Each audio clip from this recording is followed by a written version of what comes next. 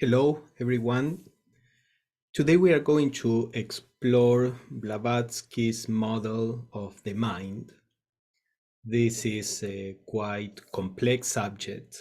I have written a book about this that is titled Evolution of the Higher Consciousness.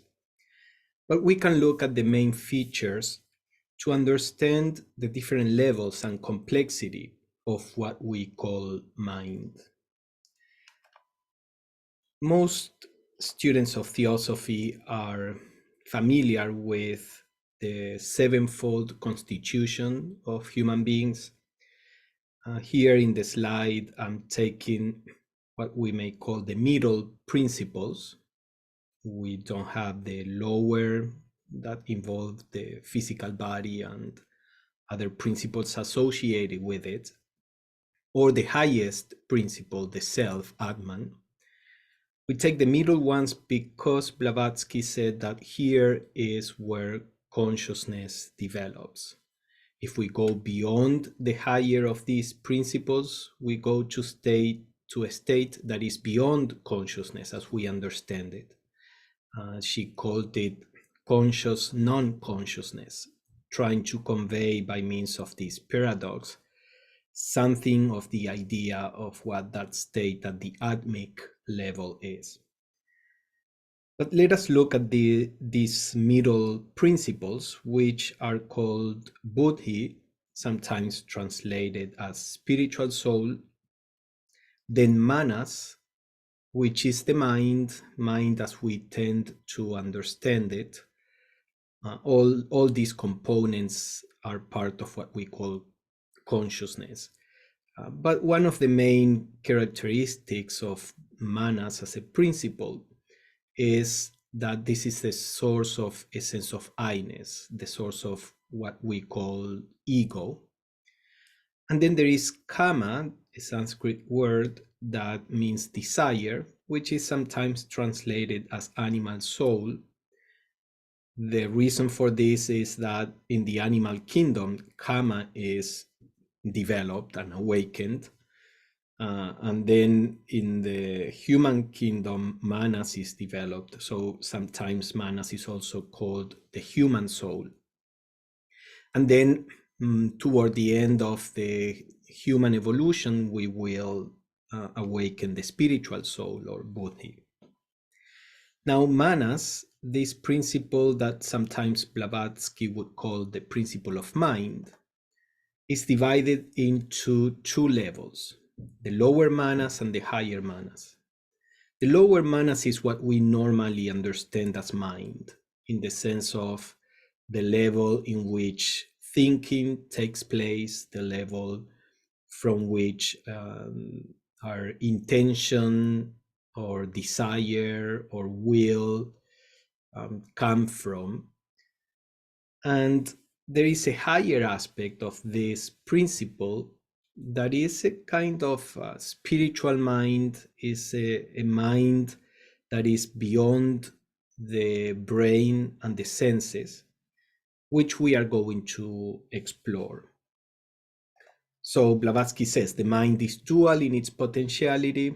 It is physical and metaphysical.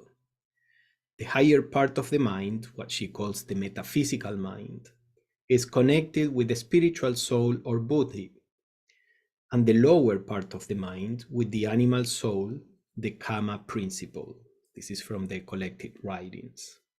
So what she is saying here is that the higher part of manas often can work in connection, in union with the higher state of consciousness that is buddhi, forming what she would call buddhi manas.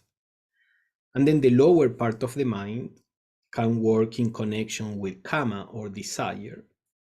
And she would call this complex kama manas. So here we have described two levels of consciousness.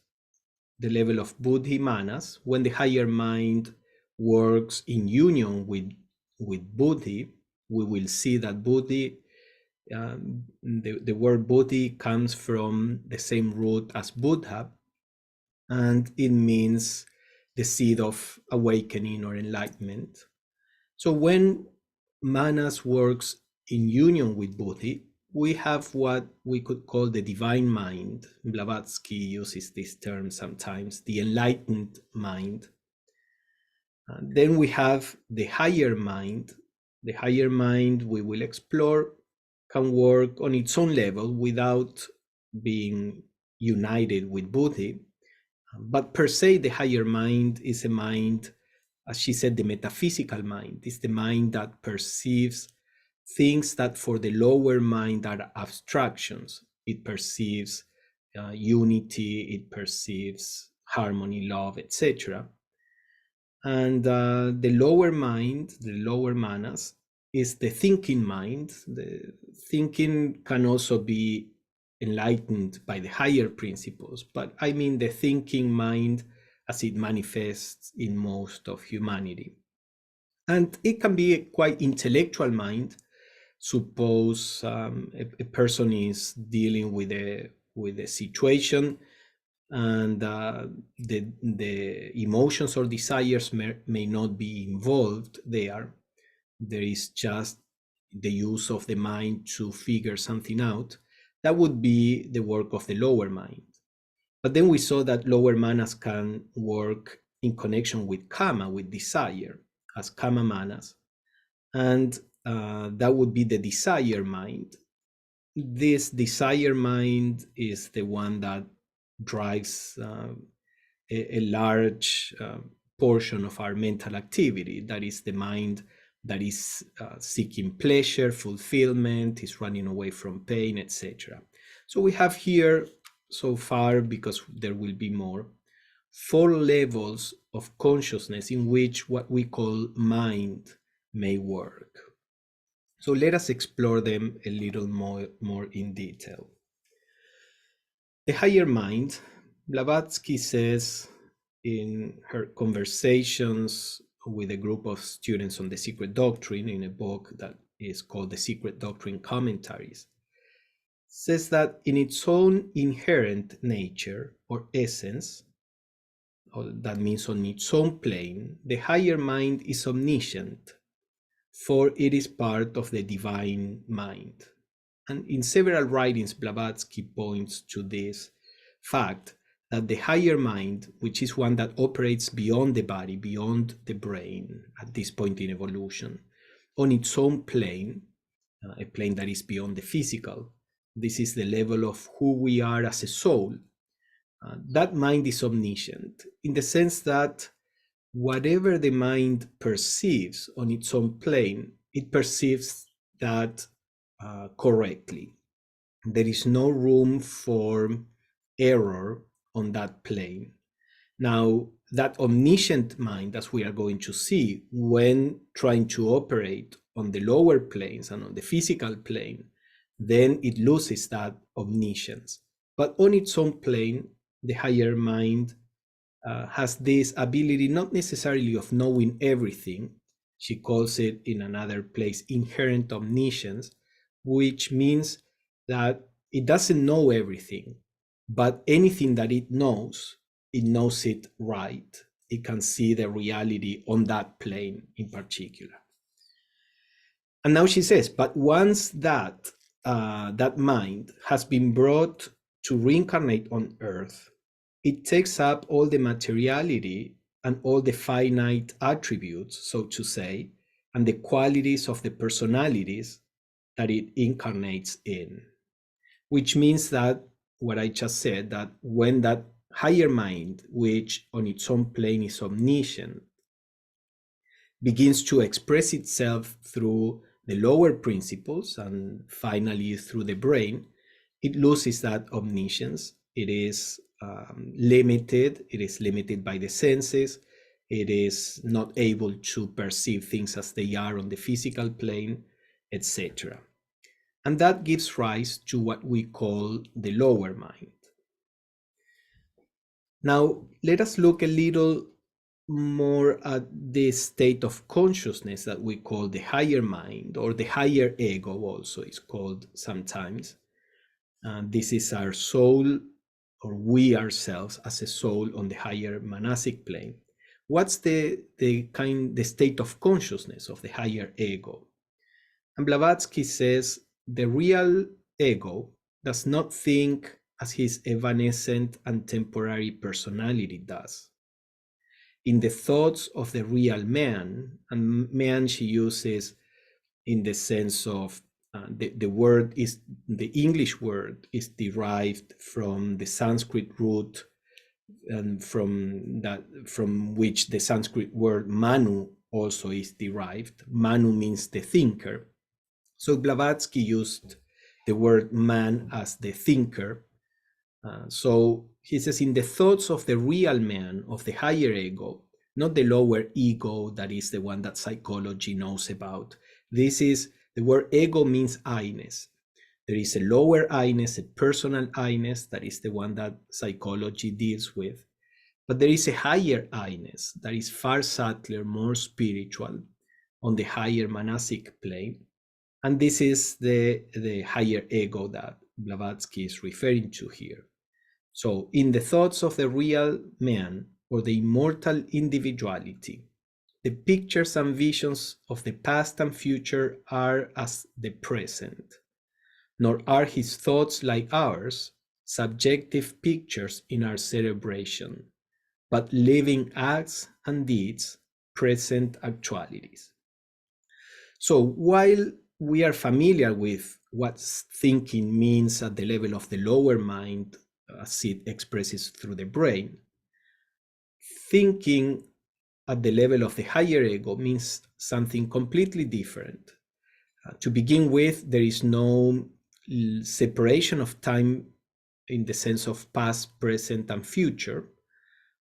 As far as the future has been already created through karmic actions, that future is evident to the higher ego, to the higher mind. Same as the past is always available to the higher mind. And any thought at that level is an action.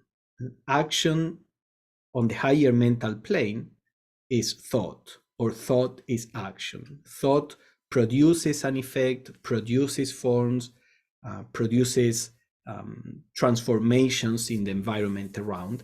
And this is how the higher ego acts, by thinking. That, of course, is different from the experience of thinking that we know at the level of the lower mind.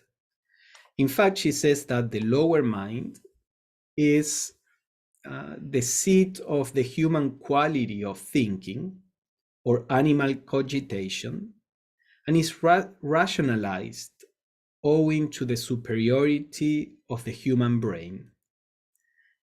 It is the lower mind is the kama tending, or lower manas. So in another, this is from, these two quotes are from the Key to Theosophy. In another place, she says, the thinking principle is only a little higher than the instinctual element in the animal.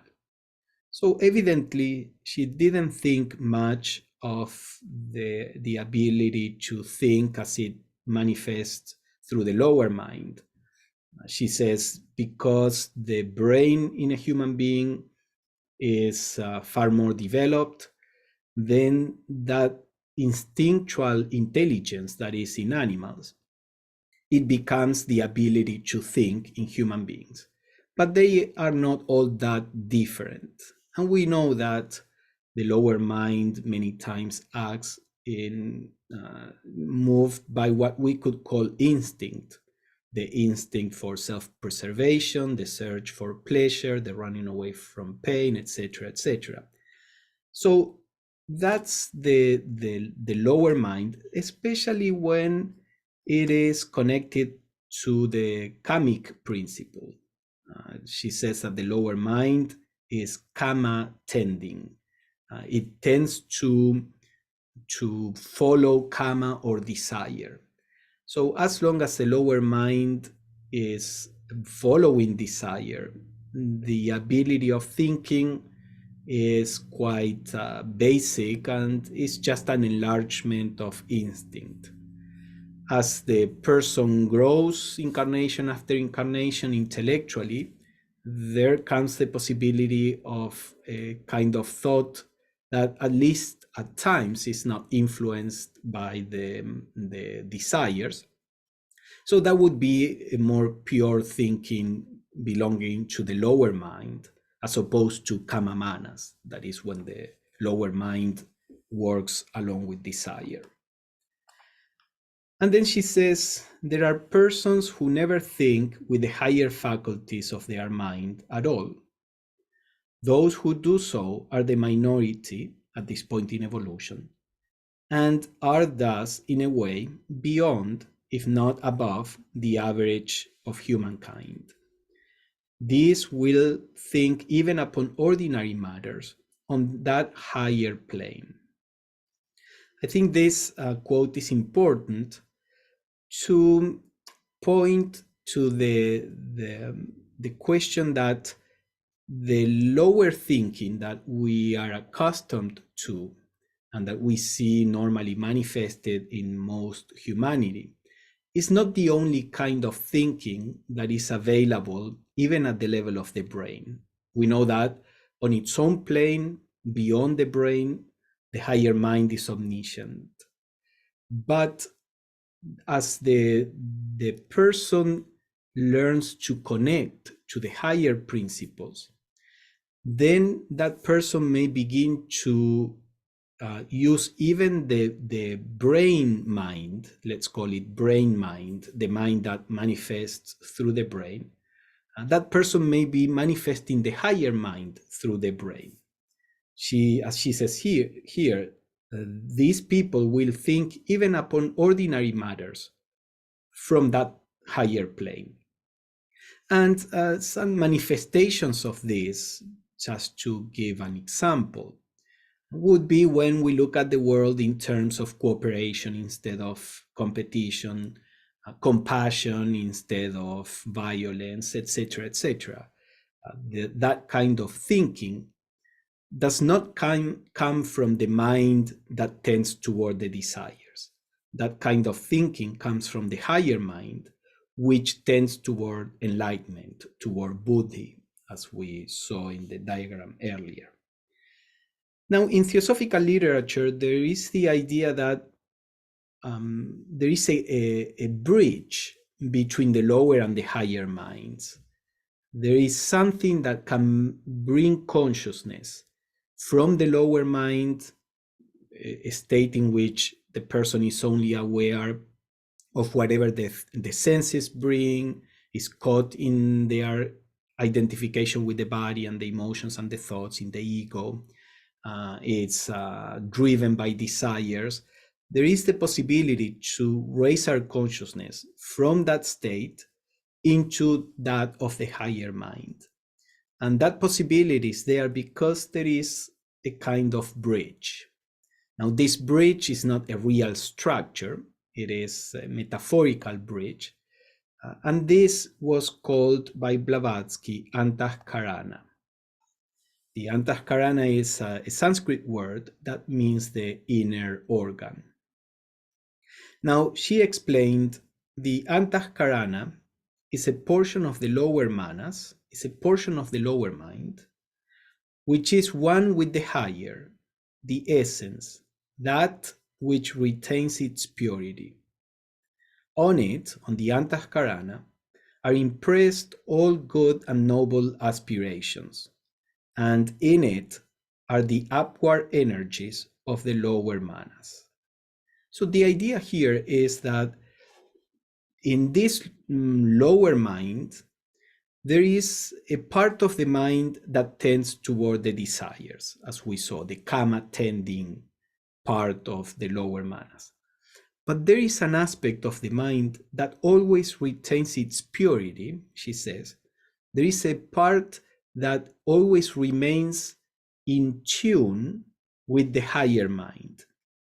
And there is in the lower mind the possibility of vibrating in harmony with the higher. And that aspect of the lower mind is what she calls antahkarana. So antahkarana is part of the lower mind, but it's that part that aspires toward the spiritual, toward the higher. So she explains a little more here Antahkarana is active only during those moments when the lower manas aspires towards its higher half, toward the higher manas, and thus becomes the medium of communication between the two, between the lower and the higher consciousness. So whenever our lower mind aspires toward the spiritual, then we activate that aspect of the lower mind that Blavatsky called antahkarana. And that aspect of the lower mind becomes the medium of communication between the two, because that antahkarana, which sometimes she called manas antahkarana, that part of the lower mind, being in tune with the higher can bring perceptions of the higher. And since it is part of the lower mind, it brings the perceptions of the higher into the lower consciousness, into the lower mind. So whenever we have an inspiration, whenever we have something that is coming from the lower nature, or whenever we aspire to the higher, all that is done through the antahkarana. If we don't use that function of the mind at all, Blavatsky says it can atrophy, and then the person cannot think of the spiritual, cannot receive spiritual inspiration. And on the contrary, the more we use that part of the mind, the more active it is, and the more readily it brings inspiration from the higher, and it generates an aspiration toward the higher. So she says the lower consciousness mirrors aspirations unconsciously to itself, and then itself aspires and is elevated if things are in accord. Such an aspiration would be a tendency towards theosophy. This instinct, if developed, becomes a conscious aspiration. So the antahkarana there at the beginning is unconsciously to the person, is pushing the person toward the spiritual.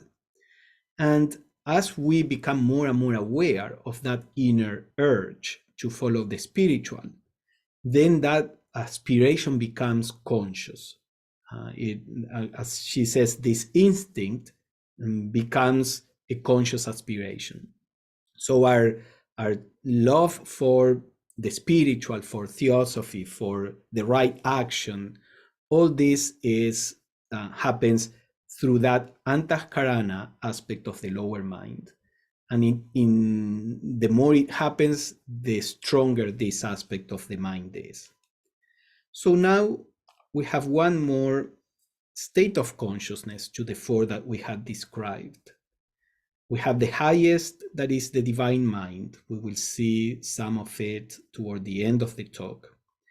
Then we have the state of consciousness of the higher mind itself, that is omniscient on its own plane. We saw, let us jump from the second to the fourth, we saw the lower mind and the desire mind. And between the higher and the lower mind, there is this state of consciousness of manas antahkarana that we can call the aspiring mind. So the way to transition from the lower to the higher mind is by stimulating the aspiring mind, stimulating it by means of meditation, by means of seeking virtues, by means of helping others, etc. Anything that tends toward the spiritual, toward unity, is strengthening that state of consciousness of manas antahkarana that we may call the aspiring mind. So let us look at the divine mind. We have explored briefly all the other states of consciousness. Now, at this point in evolution, spiritual aspirants are strengthening the manas antahkarana, the aspiring mind, seeking to awake to the reality of the higher mind. And as that begins to be accomplished, there is a further step in which the higher mind aspires to unite with buddhi. And then we have there what we call buddhi manas, the divine mind. So let us explore this in more detail. Blavatsky describes it as following. Spiritual knowledge or esoteric wisdom is a knowledge not attainable by ordinary intellectual processes. And by intellectual, she often includes both aspects of manas, the higher and the lower. That's the intellect. There is a higher intellect and a lower intellect. So she says the spiritual knowledge or the esoteric wisdom is not a knowledge that can be attained by ordinary intellectual processes, but it is only to be gained by mystical enlightenment or the awakening of the Buddhic elements in man. So as we grow in our spirituality, we need to start awakening the Buddhic principle in us. And it is the activation of this Buddhic principle which starts bringing true spiritual knowledge. Not knowledge of spiritual things, because that knowledge can be just intellectual knowledge, but spiritual knowledge, which means wisdom, true wisdom. So then she says in the Key to Theosophy, Buddhi Manas is the revelation of the divine, which comes from Buddhi, plus human intellect and self-consciousness. We all have the Buddhic principle in ourselves, but most of us are unaware of it. The source of self-awareness is manas. Because manas is attracted and is united to desire and to the body, we are aware of our body, our emotions, and of the thoughts themselves, of lower manas. But as manas begins to aspire to the higher and begins to touch buddhi, that means that we begin to be aware of buddhi in us. We begin to be aware of the qualities of buddhi, which buddhi is the source of wisdom and love and compassion, and enlightenment. So in this way, in the union of manas and buddhi, we are uniting wisdom with awareness. Another way of saying it, we are becoming aware of the inner wisdom that is in us, of which most of us are not aware at this point in evolution. Now, before there can be a complete union between buddhi and manas, there is an intermediate state. For a long time, we touch buddhi momentarily, and then manas comes back to its own center of consciousness. And then it touches again buddhi, and then gradually it comes back. But as evolution proceeds, this connection between manas and buddhi begins to increase until it becomes permanent. Now, the temporary state in which manas begins to get in touch with buddhi was called by Blavatsky manas taijasa. Taijasa is a Sanskrit word that means, as she says here, taijasa means the radiant. It means radiant or brilliant. And it means the radiant in consequence of its union with buddhi. That is, manas, the human soul, is illuminated by the radiance of the divine soul, or buddhi. Therefore, manas taijasa may be described as radiant mind, the human reason led by the light of the spirit. So the manas taijasa is a mind that is being illuminated by the divine mind. Of course, the mind that can be illuminated by the divine mind is the higher mind. The lower mind that is limited to the senses or that is interested in personal desire, etc., is just not in tune with buddhi, with the divine aspect in our nature. So that mind cannot be illuminated by buddhi. But when we begin to strengthen the antahkarana, and when the higher mind begins to be more and more predominant in our consciousness, then that higher mind starts aspiring toward buddhi. And every time that there is a connection, we have the state that is called manas taijasa. This is a temporary state, as I mentioned. Blavatsky says, remember that if it can be said of buddhi manas that it is unconditionally immortal, the same cannot be said of taijasa, which is merely an attribute, because it is the same manas, only with the light of buddhi reflected on it. So when the union is complete, when we get what is called buddhi manas, we have an adept, we have a person that that the seat of his or her consciousness is the divine mind, and that is not a temporary state, that is a constant state. But before that, we have taijasa, manas taijasa, the manas illumined temporarily by buddhi. So here we have one more state of consciousness that is available to human beings. We see between the first and the third state, the first one being the divine mind, buddhi manas, and then the third one is the higher mind, and manas taijasa, which we can call it the illumined mind, the mind that is illumined by buddhi. It's a temporary state that we can aspire to. Perhaps we may touch this state in meditation, in a deep study, in being inspired by compassion or love, etc.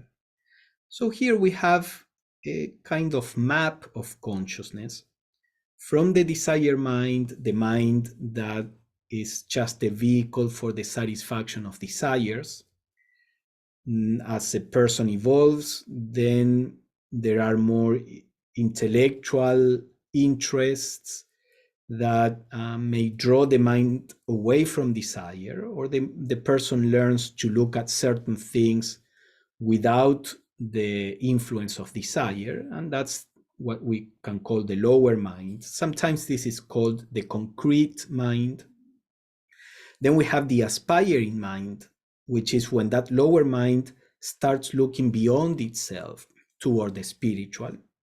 And that leads us into the higher mind, the mind that is able to perceive as real these principles that may feel like abstractions for the lower mind, the principle of unity, of wisdom and compassion. All these things begin to be a reality in the personality when the higher mind begins to guide the personality. And then that higher mind may touch the Buddhic principle, and then we have the illumined mind. Now we are talking about a mind that is the mind of a sage, perhaps not a fully enlightened person, but a person which often can act from an enlightened point of view, until that union is made complete, and then the human being expresses the divine mind. So to finish this talk, we will see briefly what's the principle to induce this kind of connection between the higher manas and buddhi. We said that by the aspiring mind, the aspiration to do the right thing will take us to the higher mind. And what will take us from the higher mind to buddhi? Blavatsky said, when the individual consciousness is turned inward, a conjunction of manas and buddhi takes place. In another writing, she said, in the act of self-analysis or self-examination, the mind becomes in its turn an object of perception to the spiritual consciousness. When we begin to examine our own minds, then the normally in our daily life, the mind is the one that observes, that thinks about the world. But when we start looking at the mind itself, it is the spiritual consciousness that begins to look at the mind. This is what she says next. The subject that perceives the mind as an attribute of itself is this transcendental or spiritual ego, buddhi. So the basic principle is that whenever we start turning our attention inward, then a conjunction between higher manas and buddhi begins to take place. Any activity of self-knowledge, self-observation, self-examination, meditation, in which we are turning inward, we are beginning to approach buddhi. And then the state of consciousness of buddhi manas, of the divine mind, was described by Blavatsky as follows. The spiritual ego, she used this word for buddhi manas. The lower ego is the one that happens at the level of the lower mind. The higher ego is the one that happens at the level of the higher manas. And then the spiritual ego is the one that happens at the level of buddhi. So the spiritual ego reflects no varying states of consciousness. So at the level of buddhi manas, there is a peace, there is a stability, there is a quietness, silence. That state is not affected by all the movement and the variation of consciousness that we experience in the lower nature. It is independent of all sensation or experience. It is independent, whatever is happening in the lower nature, it doesn't really affect the level of buddhi manas. This is the source of poise and peace and harmony in whatever external environment. In this state, there is no thought. It does not think, she says. It knows, but by an intuitive process only faintly conceivable by the average man. So the idea here is that the divine mind, remember we saw that the thoughts at the level of the higher mind were very different from the thinking in the brain. Those thoughts are actions, there is no limitation of time, there is omniscience. Well, at the level of buddhi manas, we transcend thought. There is a pure awareness which knows without the need to think, without the need to analyze, without the need to connect different facts. There is just silent perception and a direct awareness of what is being perceived there, of the reality of what is being perceived. So it's this intuitive process that is very difficult to understand. So in our spiritual life, as we move from the aspiring mind into the higher mind, and we seek to get our higher mind in touch with buddhi, all activities of turning inward will help us in that endeavor. And eventually, as we can access the Buddhic state of consciousness, we experience a state of pure, quiet awareness. And this is why many mystics and theosophical teachers always advise to go toward the silence, to seek for that state of consciousness, first in deep meditation, and then also in daily life. Seek for that state of consciousness that is rooted in silence, in a quiet perception that is beyond thought and conditioning.